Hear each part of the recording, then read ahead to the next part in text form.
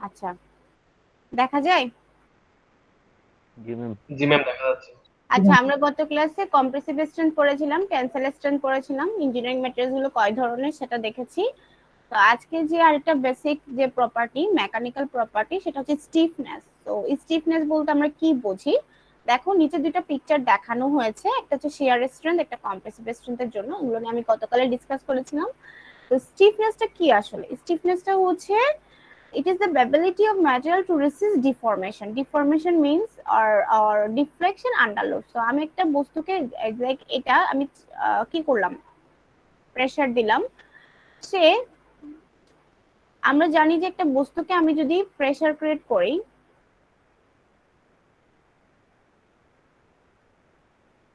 সে এর পাশে লেন্থ বেড়ে যাবে, রাইট? ইয়েস ম্যাম, এবং রাইট। এবং তার সাইজ এবং শেপটা চেঞ্জ হবে। So this is called the deformation. হ্যাঁ, তার এই যে পজিশনে ছিল, সে চেঞ্জ হয়ে এখানে চলে আসছে। হ্যাঁ, এখানে চলে আসছে। তো সেই লোডটাকে আমরা বলবো, বা মেটেরিয়ালের অবজেক্টের সেই ক্যাপাবিলিটি বা সেই এবিলিটি যে তার ডিফরমেশন হবে না, তার উপর যে লোডটা আসতেছে সে সেটা কমপ্লিটলি রেসিস্ট করতে পারবে without any deformation. That means সে ডিফরমেশনটাকে কি করতে পারছে, রেসিস্ট করতে পারছে। মানে তার সাইজ এবং শেপ যেমন ছিল ওরকমই আছে, সে চেঞ্জ হচ্ছে না। যদি হয় মানে একটা সময় হতে হতে হতে সে ফেল করবে। সো ওই বিষয়টাকে বলা হচ্ছে স্টিফনেস, যে ইট ইজ অ্যাবিলিটি। আমি একটা যদি সিম্পল রাবার চিন্তা করি, আমি রাবার দুই প্রান্ত ধরে, রাবার তো খুব ইলাস্টিক, আমি টানলাম। ছোটবেলায় আমরা রাবার নিয়ে খেলা করেছি না? অনেক দুই জি প্রান্ত ম্যাম। থেকে রাবারটা টানতাম, টানতে টানতে টানতে একটা সময় সেটা দেখা যায় ছিঁড়ে যেত, এবং ছিঁড়ে যাওয়ার পরে যেই জায়গায় সেটা ছিঁড়ে গেছে, দেখবো ওই জায়গায় একটা পাতলা হয়ে গেছে পোর্শনটা, ওই অংশটুকু, এবং একটু একটু লম্বাটে হয়ে গেছে। তো সেটা ডিফর্ম করেছে, সে ফ্র্যাকচার হয়ে গেছে, ডিফর্ম করেছে, তার লেন্থ যা ছিল তার থেকে বেড়ে গেছে, চেঞ্জ হয়েছে। তো তার একটা লিমিট কিন্তু ছিল, যতটুকু, যখন পর্যন্ত তার কোনো চেঞ্জ হয় নাই। আমি টানলাম, কোনো চেঞ্জ হয় নাই, টানলাম, চেঞ্জ হয় নাই, টানলাম, চেঞ্জ হয় নাই। তো একটা একটা নির্দিষ্ট লিমিট পর্যন্ত সে তার এই বৈশিষ্ট্যটাকে ক্যারি করেছে, এই প্রপার্টিটাকে সে ক্যারি করেছে। তো বলা হচ্ছে ম্যাটেরিয়ালের সেই প্রপার্টি বা সেই অ্যাবিলিটি টু রেসিস্ট ডিফরমেশন ও ডিফ্লেকশন আন্ডার লোড। লোড আসবে, হ্যাঁ, ওই লোডের কারণে তার মধ্যে যে ডিফর্মেশনটা হওয়ার কথা ছিল বা ডিফ্লেকশন হওয়ার কথা ছিল, তার বডিতে যে চেঞ্জ আসার কথা ছিল, সে সেটাকে রেসিস্ট করতে পারছে। So within the elastic limit, stiffness is measured by the modulus of elasticity. So elastic limit, এই যে একটা term, this is also a mechanical property, because আমরা ফিজিক্সে তো পড়েছো, রাইট? আমি একটু পুরোনো দিনে চলে যাই। ফিজিক্স পড়ছো না সবাই? জি ম্যাম। ওখানে আমাদের একটা বহুল পরিচিত এরকম একটা ডায়াগ্রাম ছিল।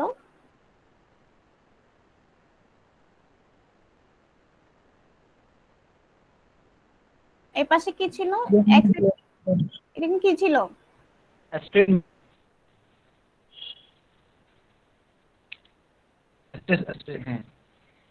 শেয়ার পিরন diagram stress strain diagram, right? ছিল না? জি ম্যাম, জি ম্যাম, জি ম্যাম ছিল। আচ্ছা, একটু দাঁড়াও।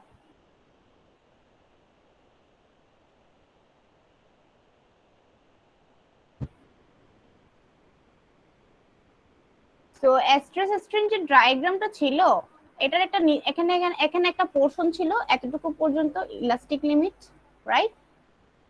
এখানে ইল্ডিং পয়েন্ট, এখানে আলটিমেট স্ট্রেংথ, এখানে এসে সে ফ্র্যাকচার হয়ে যাচ্ছে।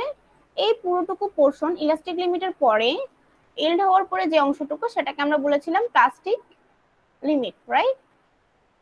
সো এই যে স্ট্রেংথ, এই যে প্রপার্টি অফ স্টিফনেস, স্টিফনেস বলছে যে বডির উপর, এই অবজেক্টের উপর লোড আসতেছে, বাট তার কোনো সাইজ এবং শেপ চেঞ্জ হচ্ছে না। দ্যাট মিনস তার মধ্যে যে ডিফরমেশন কি আদৌ হচ্ছে না, হচ্ছে, বাট সে ওই ডিফরমেশনটাকে কি করছে, রেসিস্ট করছে। And this property is called stiffness. এবং এই স্টিফনেসটা আসলে কোথার মধ্যে থাকবে? এই যে ইলাস্টিক লিমিট, তার মধ্যেই আসলে থাকবে। কারণ তার উপর যে লোডটা অ্যাপ্লাই করা হচ্ছে, ওই লোডের আন্ডারে সে কিন্তু ডিফরমেশনটাকে রেসিস্ট করতে পারছে, তার বডি এবং সেই সাইড কোনো চেঞ্জ হচ্ছে না। লাইক আমি যদি একটা রাবারের কথা চিন্তা করি, আমি রাবারটাকে টান দিলাম, আমি যখন ছেড়ে দিলাম এক প্রান্ত, এটা এসে আবার তার অরিজিনাল পজিশনে চলে আসছে। This is elastic limit, right? G ma'am. তো এই ইলাস্টিক লিমিটের আন্ডারেই কিন্তু স্টিফনেসটা থাকে, এবং এই প্রপার্টির কারণেই বস্তু তার উপর আসা যে লোড বা ফোর্স সেটাকে সে রেসিস্ট করতে পারে। দ্যাট মিন্স সে ডিফরমেশনটাকে রেসিস্ট করতে পারে। আমি দুই প্রান্ত ধরে টানলাম, লম্বা করে দিলাম, ছেড়ে দিলাম, এটা আবার তার অরিজিনাল পজিশনে চলে আসলো। So this is called the stiffness, and this is also most important property, and this property within the elastic limit, and stiffness is measured by the modulus of elasticity. Am I clear? Okay. এবার আসো what is elasticity. এটা আমি already বলেও ফেলেছি, the ability of material to deform under load and return to its original shape when the load is remove is called elasticity, right? আমি already কিন্তু রাবারের example তোমাদেরকে দিয়েছি। দ্যাট মিন্স ইলাস্টিসিটি এবং স্টিফনেস একটা আরেকটার সাথে কমপ্লিটলি স্বতঃস্ফূর্তভাবে জড়িত আছে, ইলাস্টিসিটি সাথে স্টিফনেস। Okay, clear? জি ম্যাম। এরপরে আসো প্লাস্টিসিটি। অলরেডি আমি আবার আগের ডায়াগ্রামে ফিরে যাই। দিস ইজ অলরেডি বললাম যে এটা প্লাস্টিসিটি বা plastic limit. That means elastic লিমিটের পরে এখানে একটা আপার ইল্ডিং পয়েন্ট থাকে, yielding point, and this is the lower yielding point. And yielding পয়েন্টের পরে যে অংশটুকু আমার ছড়ি হচ্ছে ফ্র্যাকচার হওয়ার আগ পর্যন্ত, এখানে আমি একটা নির্দিষ্ট হাই রেঞ্জ পাবো, যে পজিশন পর্যন্ত সে তার ডাকটাইল করবে, ডাকটিলিটি হতে থাকবে, ডাকটিলিটি হতেই থাকবে, ইলংগেশন হতেই থাকবে, ফ্র্যাকচার হওয়ার আগ পর্যন্ত। So this is the plastic limit, and so plastic limit কিন্তু এই plasticity. So this are the actual ability of material to deform under load. That means আমি রাবারটাকে টানলাম টানলাম, টানতে টানতে টানতে একটা সময় গিয়ে রাবারটা সাইজ ছিল এতটুকু, এটাকে আমি এই এই জায়গা থেকে শুরু করতে করতে করতে ইলাস্টিক লিমিট সাপোজ এখানে শেষ হয়ে গেছে, এটা আমি যতই লেন্থ লম্বা করছি, তার যে পোর্শন সেখানে আস্তে আস্তে আস্তে আস্তে ওই জায়গাটা পাতলা থিন হতে থাকবে, কারণ সে এখনো কিন্তু লোড ক্যারি করছে, ঠিক না? তো লোড নিতে নিতে নিতে একটা সময় ছিঁড়ে যাবে। সো এই যে ইলাস্টিক লিমিটের পরবর্তী যে অংশটা, সে কন্টিনিউয়াস কিন্তু কি করছে, লোডটা অবজার্ভ করছে, লোডটা নিচ্ছে, সাথে সাথে তার বডি কি করছে, ডিফর্ম করছে না, চেঞ্জ হচ্ছে না, থিন হয়ে যাচ্ছে। থিন হবে কিনা? অবশ্যই থিন হবে। তো deform under load and return its new shape. তো যখন ছিঁড়ে যাচ্ছে তখন তার রাবারটা ছিল এরকম, হয়ে গেছে এরকম, এই জায়গাটা চেঞ্জ হয়ে গেছে, যে জায়গায় বেশি প্রেসার পড়েছে বা যেখানে বেশি তার লোডটা ক্যারি করছে সেখানে তার ডিফর্মেশন হয়ে গেছে, এবং একটা সময় দুই প্রান্ত দুই ভাগ হয়ে যাবে। তো তার শেপটা চেঞ্জ হলো কিনা, so retain its new shape and when the load is removed it is called plasticity. তো ছিঁড়ার আগ পর্যন্ত মানে ফ্র্যাকচার হওয়ার আগ পর্যন্ত এই যে চেঞ্জ হলো, এই this is called the plasticity, and this will be happen in the plastic limit.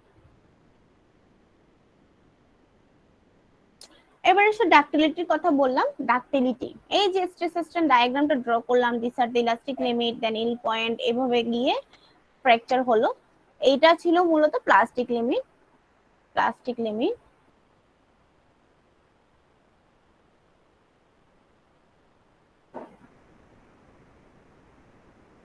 ঠিক আছে। আচ্ছা, এই যে লোড আসতেছে, এটা মাইল্ড স্টিলের জন্য ডায়াগ্রামটা। এই যে আমি রাবারের কথাই বলি, যেহেতু সবগুলো এক্সাম্পল রাবার দিয়ে করেছি, আমি রাবার এবং একটা বহুল পরিচিত কোয়েশ্চেন ছিল যে রাবার এবং স্টিলের মধ্যে বা ইস্পাতের মধ্যে কোনটি বেশি কি স্থিতিস্থাপক বা কোনটার বেশি ইলাস্টিসিটি বেশি, এটা খুব কমন কোয়েশ্চেন ছিল। আমি যদি এটাকে এটা এক্সাম্পল হিসেবে চিন্তা করি, দেখো যখন আমি একটা অবজেক্টের উপর লোড দিব প্লাস্টিক লিমিটে, সে কিন্তু কন্টিনিউয়াস লোডের আন্ডারে সে ডিফর্ম করছে, একটা নির্দিষ্ট স্টেজ পর্যন্ত তো সে ইলংগেশন করবে। আফটার দ্যাট সে কি আর নিতে পারবে? যে রাবারটা একটা সময় আলটিমেটলি বললাম ছিঁড়ে গেছে, যে ফ্র্যাকচার হয়ে গেছে এবং তার বডি নতুন একটা শেপ নিয়েছে। এই যে সে লোড ক্যারি করছে কন্টিনিউয়াসলি রাপচার হওয়ার আগ পর্যন্ত, ছিঁড়ে যাওয়ার আগ পর্যন্ত সে কন্টিনিউয়াসলি লোডটা ক্যারি করছে না? আমি দুই প্রান্ত ধরে টানলাম, আমি ততক্ষণই টানতে আছি যতক্ষণ না এটা ছিঁড়ে যায়। ঠিক আছে, বিষয়টা বুঝা গেছে কি বলছি? আমি ওটাকে ইলংগেশন করছি করছি করছি করছি করছি, না এটা আজকে না ছিঁড়া পর্যন্ত আমি ছাড়বো না। এই যে সে কন্টিনিউয়াস আমি যে দুই পাশ থেকে ফোর্স দিচ্ছি বা সে যে লোডটা ক্যারি করছে, এটা যে একটা সময় তো সেটা ছিঁড়ে যাবে সেটা আমি জানি। মানে আমি বললাম যে এটা একটা সময় গিয়ে ক্ষয় হবে, একটা সময় গিয়ে সে আলটিমেট স্ট্রেংথে পৌঁছাবে, আলটিমেট লিমিটে পৌঁছে গিয়ে তার এখানে ফ্র্যাকচার হবে।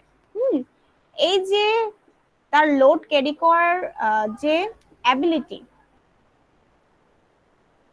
উইদাউট ছিঁড়ে যাওয়ার আগ পর্যন্ত, হ্যাঁ উইদাউট রাপচার, কোন রকম ব্রেকেজ হওয়ার আগ পর্যন্ত সে কন্টিনিউয়াসলি যে পরিমাণ লোড ক্যারি করবে in its plastic limit, this ability is called the ductility. So engineering পারপাসে, বিশেষ করে সিভিল ইঞ্জিনিয়ারিং ক্ষেত্রে কনস্ট্রাকশন জন্য আমরা চিন্তা করি যে আমি যে ম্যাটেরিয়ালটা ইউজ করব, বিশেষ করে মাইল্ড স্টিলের ক্ষেত্রে, যাতে স্ট্রাকচারটা মানে যাতে স্টিলটা ডাকটাইল হয়। ডাকটাইল মিন্স লোড আসবে, লোড অনেক ধরনের হতে পারে, লাইক সেসমিক ওয়েভ, আমরা ভূমিকম্প কখন আসতেছি, সাইসমিক ওয়েভ কখন আসতেছে, আমরা এটা আনপ্রেডিক্টেবল, আমরা কেউ জানি না, এটা এই মুহূর্তেও হতে পারে বা নাও হতে পারে, কালকেও হতে পারে বা 100 বছর পরেও হতে পারে, আসলে আমরা জানি না। তো কি পরিমাণ হিউজ ফোর্স আসবে সেটাও আমরা জানি না, বাট উইন্ডের যে ইফেক্টটা আছে, হ্যাঁ, আদার্স যে ফায়ার হ্যাজার্ড, আদার্স যে ফোর্স গুলো আছে সেগুলো আমরা ক্যালকুলেশন করে আমরা কি করি, ডিজাইন করি। বাট ডাক্টিলিটির এই যে সাইসমিক ওয়েভ যেটা, সেটা কিন্তু কেউ জানি না আসলে কখন হবে।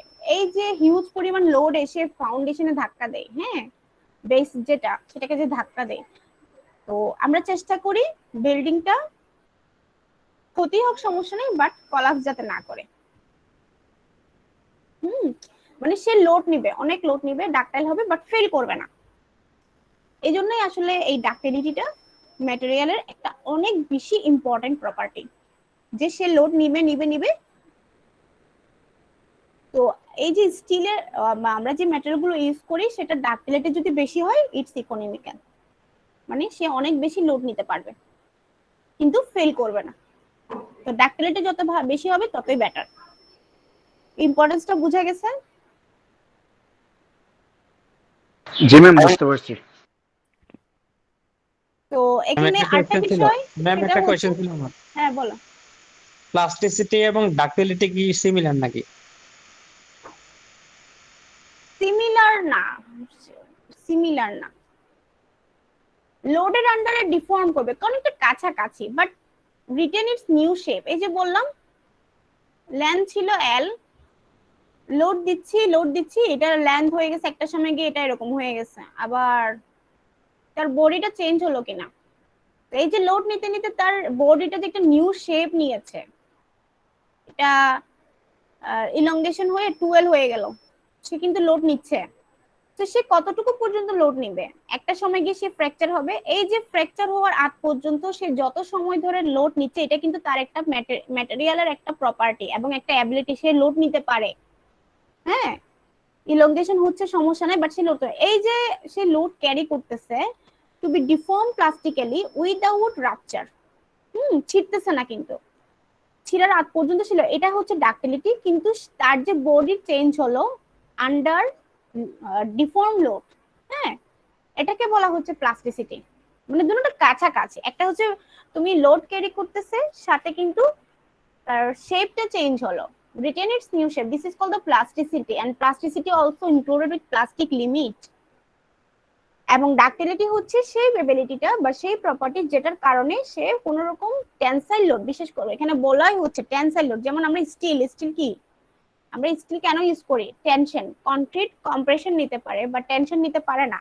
তো টেনশন জোনটাতে আমাদের বিল্ডিং এ যখন লোড আসে, একটা টেনশন জোন ক্রিয়েট হয়, একটা কম্প্রেশন জোন ক্রিয়েট হয়। তো কম্প্রেশনটা কনক্রিট নিতে পারছে, বাট টেনশন জোনটা কভার করার জন্য আমরা এখানে স্টিল রিইনফোর্সমেন্ট ইউজ করি। তো এই যে টেনসাইল লোড, এই টেনসাইল লোডের আন্ডারেই কিন্তু আমরা ডাক্টিলিটি চিন্তা করি। ঠিক আছে, ওকে ম্যাম, বুঝছি। ওকে ম্যাম, ইলাস্টিসিটি আর এই যে স্থিতিস্থাপক একই নাকি? হ্যাঁ, একটা বাংলা একটা ইংরেজি আর কি। ম্যাম প্লাস্টিসিটি হলে তাহলে ম্যাম স্ট্রাকচারের কোনো ম্যাম পরিবর্তন আসবে না, যেহেতু ম্যাম কোনো রিইনফোর্সমেন্ট বা এগুলোর ইয়াটা আকৃতি বা শেপটা পরিবর্তন হবে, তখন কি কোনো বুঝি নাই আমি পরিবর্তন তোমার আসবে না? কথা। ম্যাম প্লাস্টিসিটি হলে ম্যাম স্ট্রাকচারের কোনো পরিবর্তন আসবে না ম্যাম, যেহেতু ম্যাম প্লাস্টিসিটি মানে ম্যাম ওই যে রিইনফোর্সমেন্ট বা যে কোনো স্ট্রাকচারের পরিবর্তন হবে ম্যাম।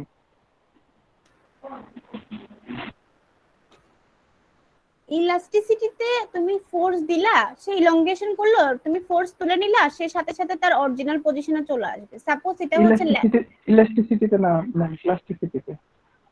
প্লাস্টিসিটি কি, ইলাস্টিক লিমিট যখন সে ক্রস করে প্লাস্টিক লিমিটে চলে যাবে তখন তো আর সে তার অরিজিনাল পজিশনে আসবে না, এটা তো ফিজিক্সের পড়াশোনা।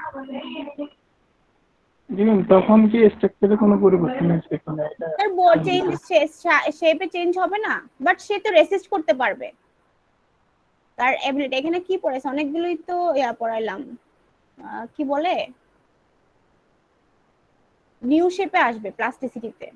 এবং প্লাস্টিসিটিতে যাওয়ার পরে একটা ডাকটাইল প্রপার্টি আছে বললাম। হ্যাঁ, অবশ্যই চেঞ্জ হবে, হবে না কেন। জি ম্যাম, এটাই জানার ছিল। আচ্ছা, এগুলো বেসিক আসলে টপিক। আচ্ছা, দেন আমরা নেক্সটে চলে যাচ্ছি। আচ্ছা, এগুলো হচ্ছে ইম্পর্টেন্ট অনেক প্রপার্টি আর কি, ইম্পর্টেন্ট প্রপার্টি।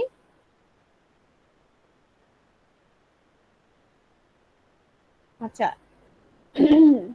আচ্ছা, আমরা যে ম্যাটেরিয়াল লাইক কনস্ট্রাকশনে যে তারটা জোড়া দেই, স্টিল গুলা গুনা দিয়ে বাঁধি, গুনা যেটাকে বলে, এই যে পাতলা পাতলা যে ওয়্যার গুলো আছে, এগুলোও কিন্তু আসলে ম্যাটেরিয়ালের ডাকটাইল প্রপার্টির জন্য ক্রিয়েট করা হয়। এটা এখানে লিখছে, can drawn out into fine wire without fracture, এই ডাকটাইল প্রপার্টির কারণে।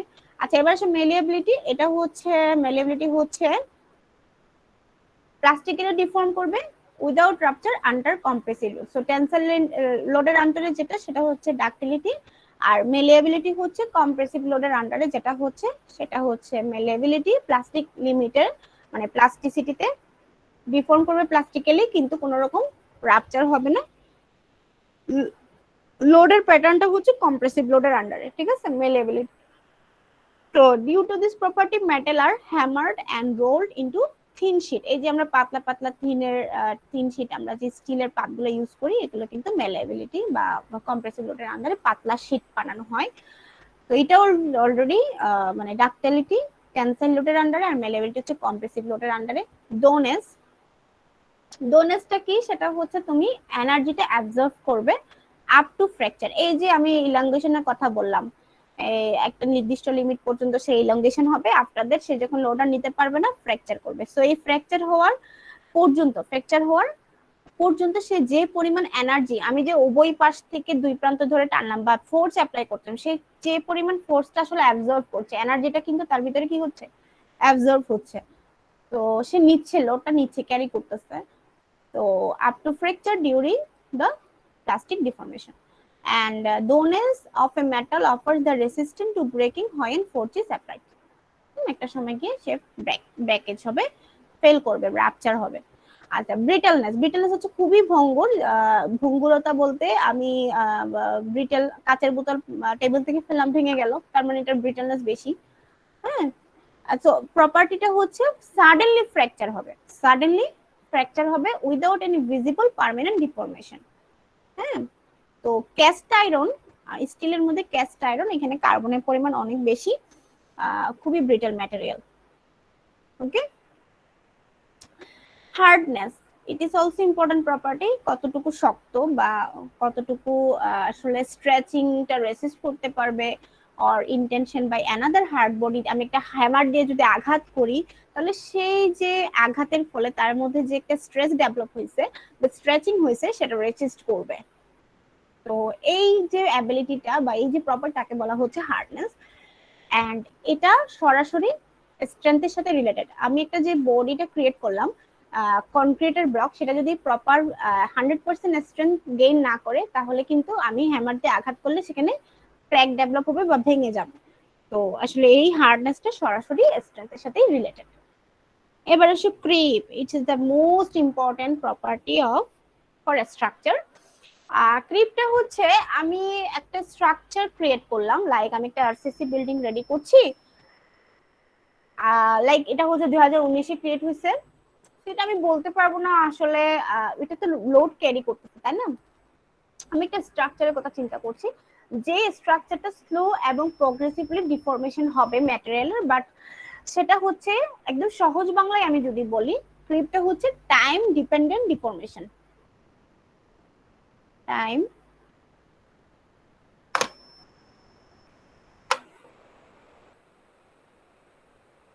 Dependent deformation.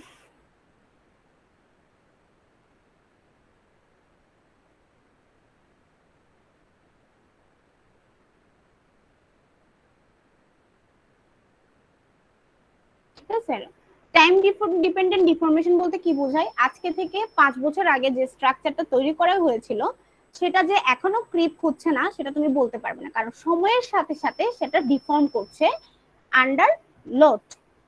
এই যে লোডের আন্ডারে তার যে ডিফরমেশনটা হচ্ছে সেটাকে বলা হচ্ছে ক্রিপ এট কনস্ট্যান্ট স্ট্রেস।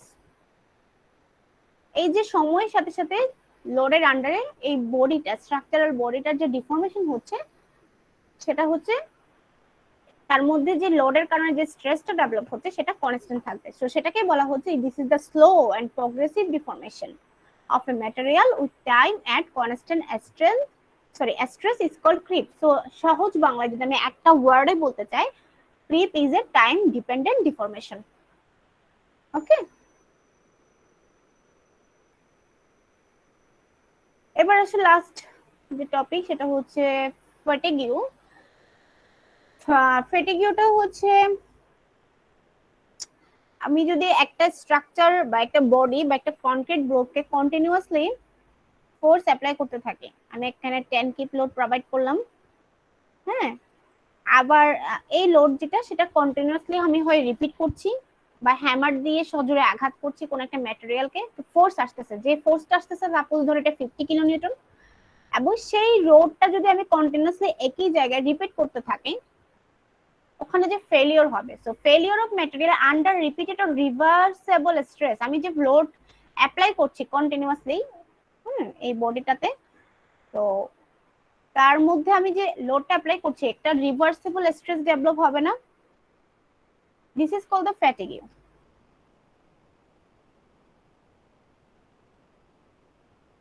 ওকে, এটা একটু তার আরেকবার মধ্যে বলুন তো।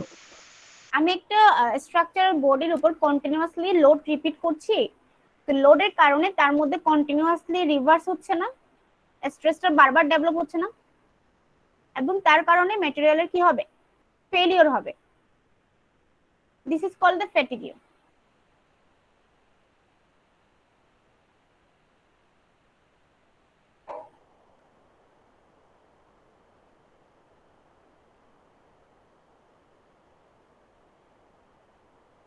তো তুমি একটা চিন্তা করো, আমি একটা কনক্রিটের দেওয়াল আমি হ্যামার দিয়ে হাতুড়ি দিয়ে আঘাত করছি ভাঙার জন্য, ঠিক আছে, লাইক সাপোজ, তো আমি ওখানে আঘাত করছি, সেখানে কন্টিনিউয়াসলি একই জায়গায় আমি আঘাত করছি, এখানে কি হচ্ছে, লোডটা রিপিট হচ্ছে না, কন্টিনিউয়াসলি স্ট্রেস ডেভেলপ হচ্ছে, রিভার্সেবল স্ট্রেস, এবং একটা সময় গিয়ে সেটা কিন্তু ফেল করবে, ভেঙে যাবে, তাই না?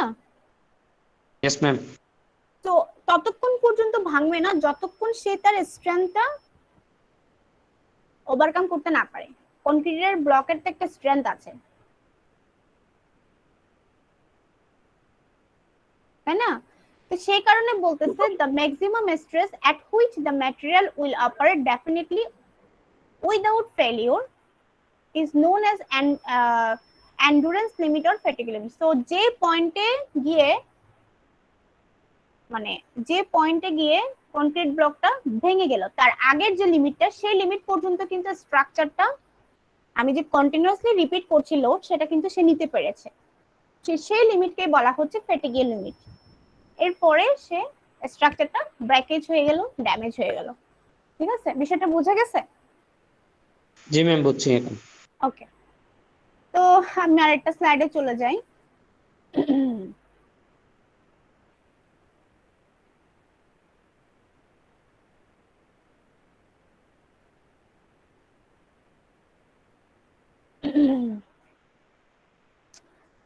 স্ট্রেংথের বিষয়ে আসি একটু। স্ট্রেন যেটা ছিল সেটা হচ্ছে তোমার সরাসরি স্ট্রেস এবং স্ট্রেনের সাথে রিলেটেড। আমি স্ট্রেংথের যেটা গতকালও বলেছিলাম যে it is a mechanics or mechanical property of A body, যেটা তোমার সলিড অবজেক্ট, যেটা তোমার লোডের আন্ডারে থাকবে এবং সাবজেক্টেড টু স্ট্রেস এবং স্ট্রেন। এবং তোমার স্ট্রেস কোনটা? লোডের কারণে তোমার যে ফোর্সের রেসিস্টিং ফোর্স সেটা স্ট্রেস, এবং এই যে স্ট্রেসের কারণে বডি যে চেঞ্জ এবং শেপ সাইজের শেপের চেঞ্জ হচ্ছে সেটা হচ্ছে strain.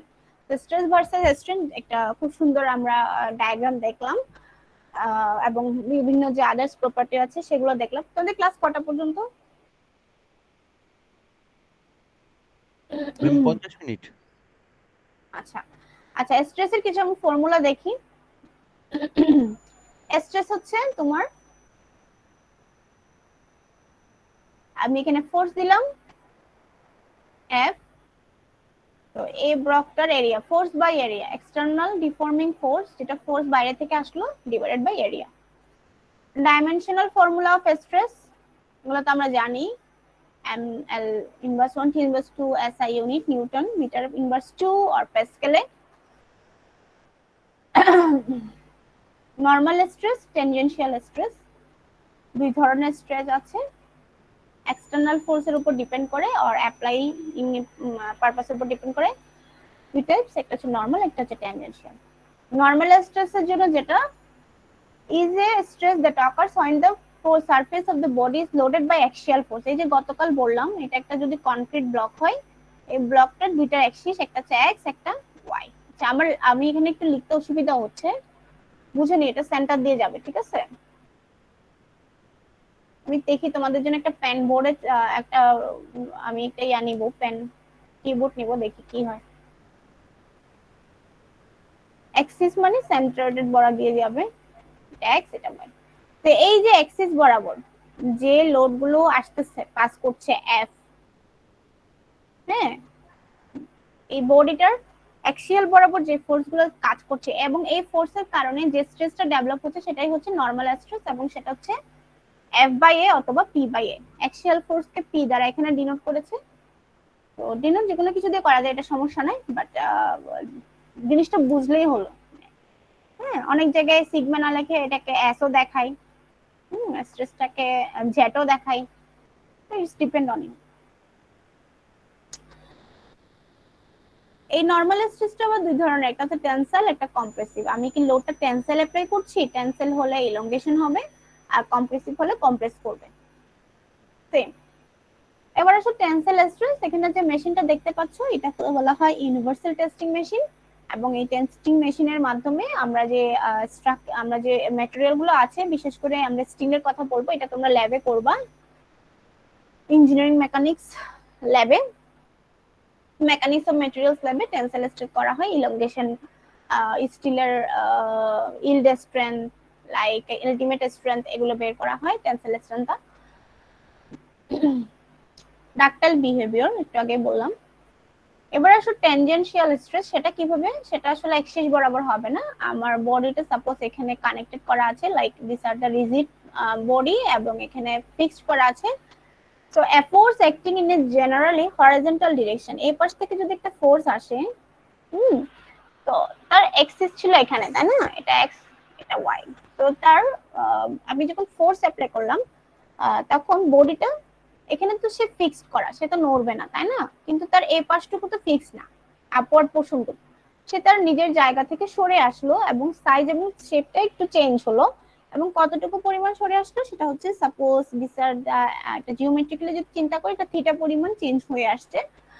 So a force that produce mountain float or OB over this body। তো ব্রাইডাল বিহেভিয়ারের কথা বললাম একটু আগে। শেষ ম্যাম, আর 1 মিনিট বাকি আছে। এরপর হচ্ছে স্ট্রেন। স্ট্রেনটা কি ছিল? বডি স্ট্রাকচার বা অবজেক্টের উপর লোড আসলো, তার লোডের কারণে ভিতরে স্ট্রেস ডেভেলপ হলো, এবং সাথে সাথে তার বডিটা সাইজ এবং শেপ চেঞ্জ হয়ে গেল। হ্যাঁ, সেটা কি ছিল? Change in dimension divided by original dimension. So this formula you have to use in solving mathematical problem. Types of strain, longitudinal, volumetric, shearing strain. হ্যাঁ, আচ্ছা এই স্লাইডটা আমি দিয়ে দিব, তোমরা বাসায় প্রবলেমগুলো দেখবে, ঠিক আছে? ম্যাম গত ক্লাসের আমি নেট প্রবলেমের কারণে ক্লাসটা করতে পারিনি ম্যাম, ভিডিওটা যদি দিতেন ভালো হতো। দিয়ে দিয়েছি তো, ঠিক আছে। আমি এই প্রবলেমগুলো তোমাদেরকে দিয়ে দিব, আর নেক্সট দিন আরেকটু বুঝাইয়ে দেন। আচ্ছা ভালো কথা বলি, আজকে একটা দুইটা ক্লাস হয়েছে, নেক্সট উইকের পরের উইকে প্রথম দিন তোমাদের পরীক্ষা হবে এই ইন্ট্রোডাকশনের উপর। Okay ma'am. PT ma'am, PT PT. হ্যাঁ হ্যাঁ, ম্যাম আমাদের প্রেজেন্টটা দিচ্ছে, দাঁড়াও। তুমি সেট বক্সে দিয়ে ফেলবো? না, তানমিরুল ইসলাম Yes, ma'am. 20401 Yes, ma'am. 2 Yes, ma'am. 3 4 9 5 6 7 present ma'am. 8 Yes, ma'am. 8. Ma'am, 05. 10 Yes, ma'am. 10. 11 12 Yes, ma'am. 12. 12, ma'am. 13 Ma'am, present, ma'am. 13. 15 16 Yes, ma'am. 17 Ma'am, 13 present. 18 Yes, ma'am, 18. 17. Ma'am, Ma'am, 17. আহা দিয়েছো তো, আর কয়বার দিবা? 20 Yes, ma'am. 22 Yes, ma'am. 22. 24 Present, ma'am. 24, ma'am. 23 আছো? Ma'am, না 24 আছে, ma'am. তারপর হচ্ছে 25 Present, ma'am. 25. 6 7 Yes, ma'am. 8 27. Ma'am, 26. 27, ma'am. 28 29 present ma'am. 29। 30 30 31 Yes, ma'am. 31. 32 73 23 73 23 87 23 38 Yes, ma'am. 23, 38. 22 35 Present, ma'am. 23 53 Present, ma'am. 23, 53. 69 21 69 23 56 আচ্ছা ঠিক আছে, that's all for today. Ma'am, আসসালামু আলাইকুম। Ma'am, 26, ma'am. ম্যাম গুলো দেখাচ্ছেন 26 স্লাইড, দেওয়া এগুলো হয়েছে, ma'am. এগুলো কি দেখতে হবে আমাদের? কোনগুলো ম্যাম 11 আসে, আমি আসি তো ম্যাম, আমারটা তো এখন দেয়া হয়েছে সব। কি সমস্যা বুঝি নাই। বলছিলাম যে আপনার যে স্লাইডের মধ্যে কতগুলো ম্যাথ দেখা যাচ্ছে, মানে ফর্মুলা আর কি, এগুলো